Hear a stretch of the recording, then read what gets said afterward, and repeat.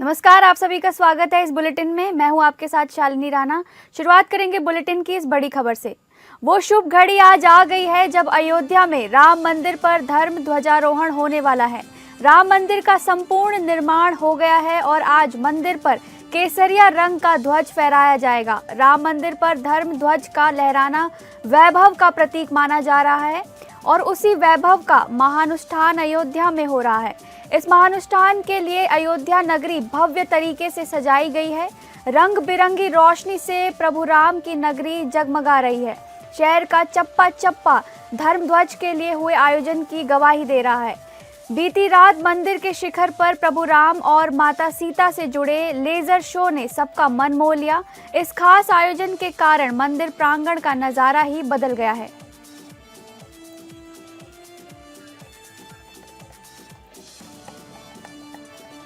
आपको बता दें, वो शुभ घड़ी आज आ गई है जब अयोध्या में राम मंदिर पर धर्म ध्वजारोहण होने वाला है। राम मंदिर का संपूर्ण निर्माण हो गया है और आज मंदिर पर केसरिया रंग का ध्वज फहराया जाएगा। राम मंदिर पर धर्म ध्वज का लहराना वैभव का प्रतीक माना जाता है और उसी वैभव का महानुष्ठान अयोध्या में हो रहा है। इस महानुष्ठान के लिए अयोध्या नगरी भव्य तरीके से सजाई गई है। रंग बिरंगी रोशनी से प्रभु राम की नगरी जगमगा रही है। शहर का चप्पा चप्पा धर्म ध्वज के लिए हुए आयोजन की गवाही दे रहा है। बीती रात मंदिर के शिखर पर प्रभु राम और माता सीता से जुड़े लेजर शो ने सबका मन मोह लिया। इस खास आयोजन के कारण मंदिर प्रांगण का नजारा ही बदल गया है। अभी मैं मौजूद हूँ धर्म नगरी अयोध्या में, जहां कल प्रधानमंत्री नरेंद्र मोदी द्वारा ध्वजारोहण कार्यक्रम रखा गया है। कल के डेट में आपको बता दूं, हमारे पीछे आप देख रहे हैं, इसी रास्ते से प्रधानमंत्री नरेंद्र मोदी का काफिला यहीं से जाएगा। ध्वजारोहण कार्यक्रम में शामिल होने आ रहे हैं और पूरा शहर इस ऐतिहासिक पल का साक्षी बनने के लिए तैयार खड़ा है। अभी आप मेरे पीछे देख सकते हैं, पूरा स्वागत मार्ग तिरंगों से और फूलों और रंग बिरंगी लाइटों से सजाया गया है। प्रशासन, सुरक्षा बल और स्थानीय लोग पूरी तैयारी में लगे हैं। प्रधानमंत्री का काफिला साकेत महाविद्यालय से गेट नंबर 11 की ओर आएगा और पूरे रास्ते पर व्यापारी और शहरवासी स्वागत के लिए तैयार हैं। कई जगहों पर सांस्कृतिक कार्यक्रम, शंखनाद, ढोल नगाड़े और पुष्प वर्षा की व्यवस्था की गई है। अयोध्या में आज माहौल पूरी तरह से उत्साह भरा है। हर कोई इस ऐतिहासिक ध्वजारोहण को यादगार बनाने के लिए जुटा हुआ है। लोगों का कहना, यह सिर्फ कार्यक्रम नहीं बल्कि रामनगरी की आस्था से जुड़ा हुआ है। हम अब दिख रहे हैं किस तरीके से सड़कों पर फूल माला और किस तरीके से सजावट की गई है। कई हजार टन फूल मालाओं से अयोध्या को सजाया व संवारा गया है। Ravi Srivastava, APN news. रवि श्रीवास्तव हमारे साथ जुड़ गए हैं ज्यादा जानकारी के साथ। आइए जानते हैं उनसे। ध्वजारोहण के लिए पीएम मोदी अयोध्या पहुंच चुके हैं, वहां पर किस तरह की तैयारी है? जी बिल्कुल शालिनी, आपको बता दें, इस समय आगामी कार्यक्रम को लेकर तैयारियां तेजी से चल रही हैं। शहर के प्रमुख मार्गों पर तिरंगों और फूलों की सजावट की जा रही है। प्रशासनिक और सुरक्षा एजेंसियां लगातार रूट का निरीक्षण कर रही हैं। कार्यक्रम स्थल पर मंच, लाइटिंग और साउंड सिस्टम की अंतिम सेटिंग की जा रही है। पुलिस और सुरक्षा बलों से पूरे इलाके के कड़े इंतजाम किए गए हैं। एंट्री पॉइंट, जो पार्किंग और रूट डाइवर्जन की समीक्षा पूरी हो चुकी है। नगर निगम की टीमें साफ सफाई के साथ सड़क किनारे विशेष सजावट कर रही हैं। व्यापारियों और स्थानीय लोगों के सहयोग के लिए अपील की गई है। कुल मिलाकर अयोध्या पूरी तरह तैयार दिख रही है और अंतिम समीक्षा की काम जारी है। जी, कितने लोगों की आने की संभावना है? जी बिल्कुल, इस समय देखा जाए कई लोगों को आने की संभावना है। प्रधानमंत्री के साथ में योगी के आदित्यनाथ मुख्यमंत्री, ये भी साथ में रहेंगे। बाकी ध्वजारोहण का कार्यक्रम होना है। 11 बजे प्रधानमंत्री के आने का समय रखा गया है। पूरी तरीके से अयोध्या को सजा दिया गया है, बिल्कुल दिव्य दिखने के कगार पर है। बहुत बहुत धन्यवाद रवि इस जानकारी के लिए।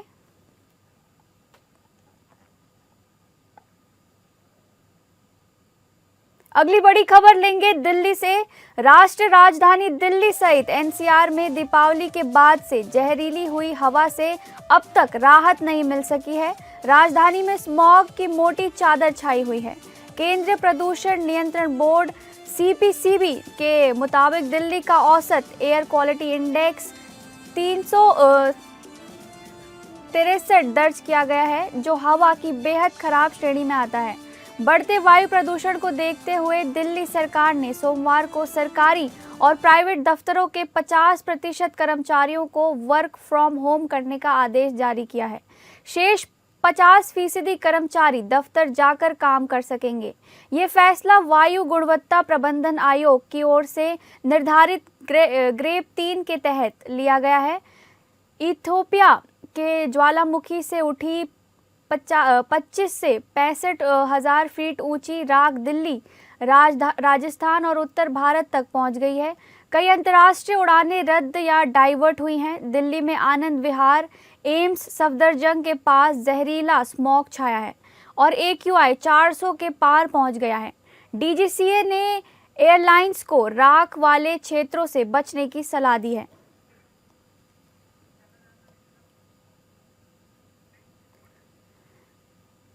ज्यादा जानकारी के साथ हमारे साथ जुड़ गए हैं मनीष जी, हमारे इनपुट हेड।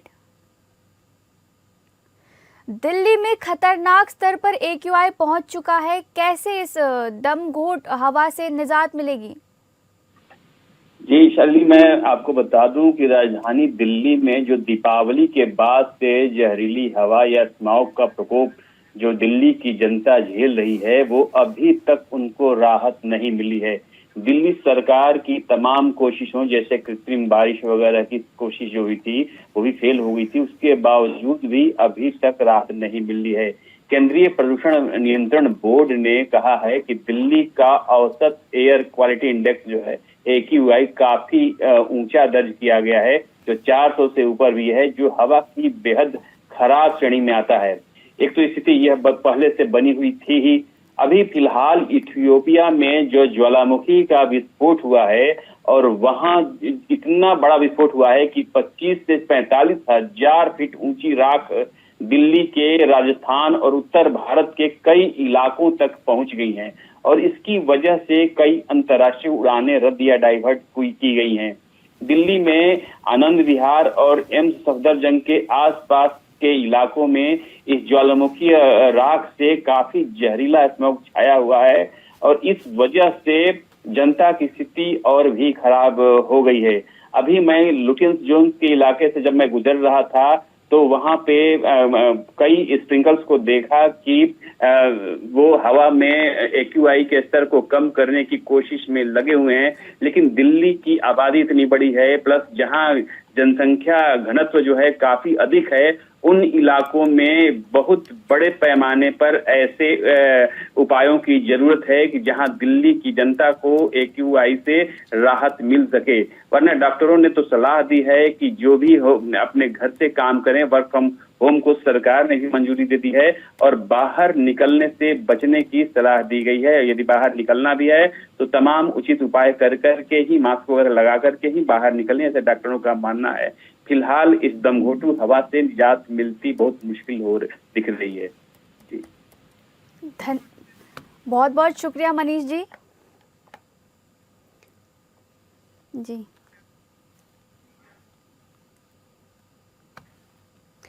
अगली बड़ी खबर सुप्रीम कोर्ट से। हेट स्पीच को लेकर दाखिल याचिकाओं पर सुप्रीम कोर्ट आज सुनवाई करेगा। कोर्ट ये तय करेगा कि क्या एक अलग से तंत्र बनाया जा सकता है। इसी पहलू पर कुछ याचिकाओं पर कोर्ट फैसला करने वाला है। असम बीजेपी की तरफ से जारी किए गए एक वीडियो पर भी के मामले पर भी सुनवाई होगी। कथित वीडियो में एक समुदाय विशेष के खिलाफ बातें कहे जाने का आरोप लगाया गया है।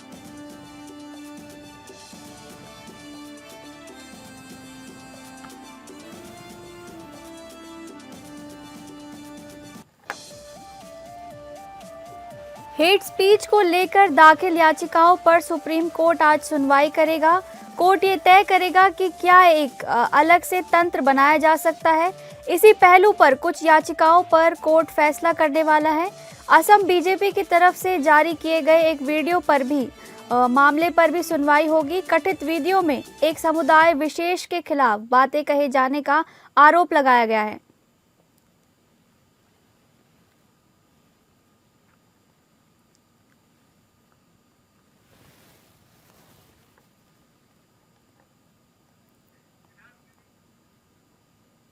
और अगली खबर देहरादून से आ रही है।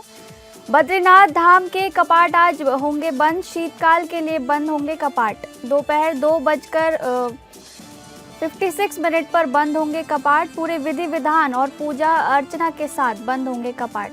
बद्रीनाथ धाम को 10 क्विंटल फूलों से सजाया गया।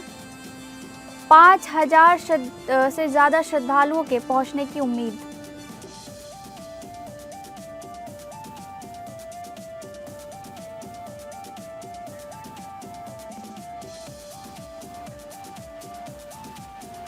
उत्तराखंड की ऊंची चोटियों के बीच बसे बद्रीनाथ धाम में इस बार विवाह पंचमी का दिन बेहद खास होने वाला है।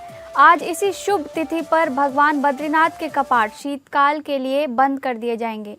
हर साल की तरह इस बार भी कपाट बंद होने से पहले धाम में भक्तों की भारी भीड़ उमड़ रही है, क्योंकि माना जाता है कि कपाट बंद होने से ठीक पहले किए गए दर्शन बेहद फलदायी होते हैं।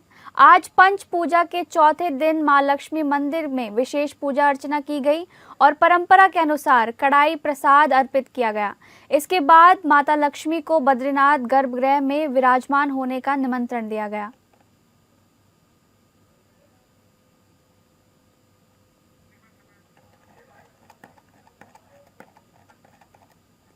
उत्तराखंड की ऊंची चोटियों के बीच बसे बद्रीनाथ धाम में इस बार विवाह पंचमी का दिन बेहद खास होने वाला है। आज इसी शुभ तिथि पर भगवान बद्रीनाथ के कपाट शीतकाल के लिए बंद कर दिए जाएंगे। हर साल की तरह इस बार भी कपाट बंद होने से पहले धाम में भक्तों की भारी भीड़ उमड़ रही है, क्योंकि माना जाता है कि कपाट बंद होने से ठीक पहले किए गए दर्शन बेहद फलदायी होते हैं। आज पंच पूजा के चौथे दिन मां लक्ष्मी मंदिर में विशेष पूजा अर्चना की गई और परंपरा के अनुसार कड़ाई प्रसाद अर्पित किया गया। इसके बाद माता लक्ष्मी को बद्रीनाथ गर्भगृह में विराजमान होने का निमंत्रण दिया गया।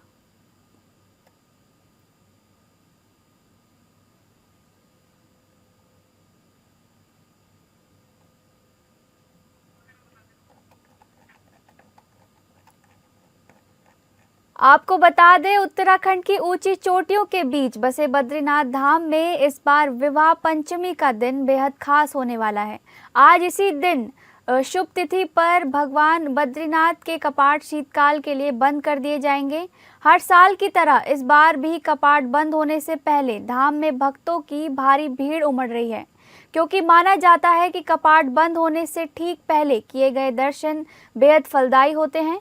आज पंच पूजा के चौथे दिन मां लक्ष्मी मंदिर में विशेष पूजा अर्चना की गई और परंपरा के अनुसार कड़ाई प्रसाद अर्पित किया गया। इसके बाद माता लक्ष्मी को बद्रीनाथ गर्भगृह में विराजमान होने का निमंत्रण दिया गया।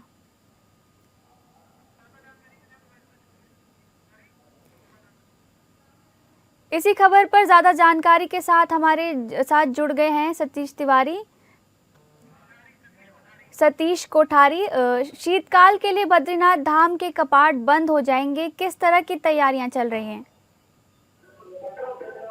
देखिए, मैं बात करूं तो शीतकाल के लिए कपाट बंद आज हो जाएंगे और 2:56 पे कपाट बंद किए जाएंगे। विधिवत पूजा अर्चना के साथ फिर वहां से बाबा बद्रीनाथ की डोली निकलेगी और लगभग 10 क्विंटल फूलों से सजाया गया है और काफी लगभग 5000 से ज्यादा श्रद्धालु आज वहां पहुंचे हैं। और जिस तरीके से एक यात्रा का वो रहता है, फिर शीतकाल यात्रा तो हो जाएगी। फिर उत्तराखंड में अब जो है, जब से मुख्यमंत्री धामी बने तब से लगातार शीतकाल यात्रा को बढ़ावा दे रहे हैं। लगातार लोग बढ़ चढ़ के शीतकाल यात्रा में आ रहे हैं, क्योंकि लोगों को ये न लगे कि यात्रा सिर्फ वो बद्रीनाथ ही, जहाँ से गद्दी स्थल है वहां पे भी जो है यात्रा करने पहुंचे लोग। और लोगों को ये सारी समय, बल्कि 50% आने जाने वालों को जो गवर्नमेंट के गेस्ट हाउस है या अन्य गेस्ट हाउस हैं, उनमें 50% छूट देने की बात करी। और शीतकाल यात्रा जो है सुगम चले, इसके लिए सारे अधिकारियों से बात की जाती है। लगातार मंथन हो रहा है कि शीतकालीन यात्रा भी प्रॉपर उसी तरीके से चले जिस तरीके से चार धाम यात्रा अन्य दिनों चलती है। जी, धन्यवाद सतीश जी। अगली बड़ी खबर लेंगे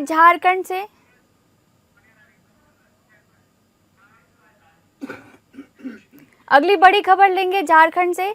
झारखंड में एसआईआर पर विवाद। स्वास्थ्य मंत्री इरफान अंसारी के बयान पर पलटवार। स्वास्थ्य मंत्री इरफान अंसारी के बयान पर पलटवार। इरफान अंसारी के बयान पर बीजेपी का तीखा प्रहार। चुनाव आयोग ने मांगी रिपोर्ट।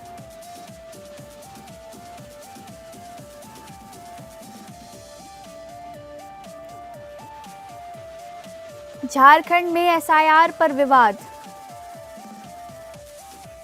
स्वास्थ्य मंत्री इरफान अंसारी के बयान पर पलटवार। झारखंड में स्पेशल इंटेंसिव रिवीजन एसआईआर को लेकर सियासी बवाल तेज हो गया है। राज्य के स्वास्थ्य मंत्री डॉक्टर इरफान अंसारी के एक विवादित बयान ने पूरे राजनीतिक पटल पर हंगामा मचा दिया है। अंसारी ने सरकारी कार्यक्रम के दौरान लोगों से अपील की कि अगर कोई बीएलओ एसआईआर के तहत वोटर लिस्ट से नाम काटने घर आए तो उसे घर में बंद कर दें या बंधक बना लें।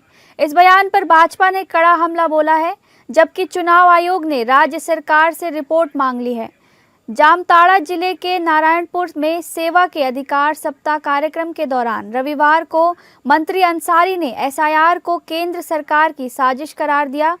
उन्होंने कहा, एसआईआर के बहाने भाजपा वोटर लिस्ट से दलित, आदिवासी और अल्पसंख्यकों के नाम काट रही है।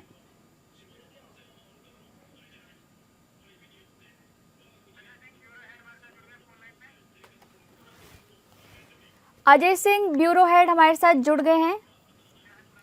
क्या है पूरा मामला?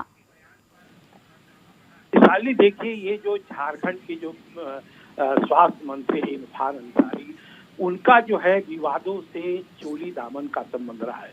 वो अक्सर ऐसा होता आ रहा है कि वो कोई न कोई वैसा विवादित बयान देते हैं जिससे जो है विपक्ष पूरी तरह गर्मा जाता है और जो है वो हल्ला शुरू होने जाता है। इसी कड़ी में उन्होंने एक बार फिर से एक विवादित बयान दिया है। उन्होंने कहा था कि जब एसआईआर के करने के लिए जो बीएलओ जो पदाधिकारी है जब जाए तो उनको अगर आपका नाम काटने जाए तो वो जो है सो आप उनको आप बंधक बना लीजिए, इसके बाद मैं आकर उसका फैसला करूंगा।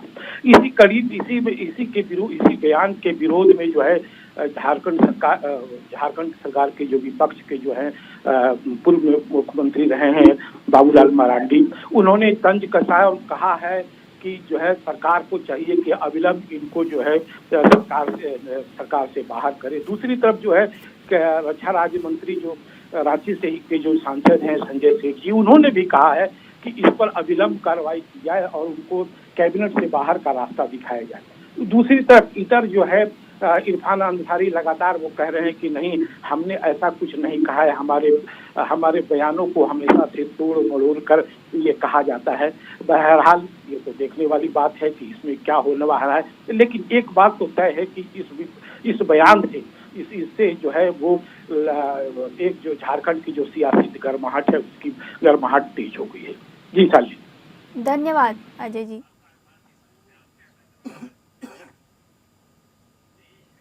फिलहाल इस बुलेटिन में बस इतना ही। नमस्कार।